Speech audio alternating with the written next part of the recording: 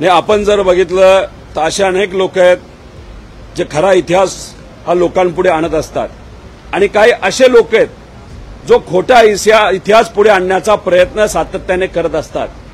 खोटा इतिहास पुढे आणण्याचा प्रयत्न करणारे जे लोक आज सत्तेत आहेत आणि जे लोक जे पुरोगामी विचाराचे कार्यकर्ते आहेत, कुठे शिवशाहू फुले आंबेडकरांचा खरा विचार लोकांपुढे घेऊन जात आहेत, हे सत्तेतले लोक अशा गुंडांना ताकद देत त्या लोकांच्या विरोधात कटकारस्थान करण्याचा त्या ठिकाणी तो प्रयत्न केला जातो ना, ताकद दिली जाते।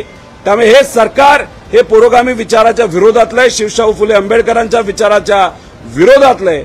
पण अशा पद्धतीने तुम्ही जर गुंडांना ताकद देत असाल, गुंडांना तुम्ही पुढे करत असाल, हे चालणार नाही।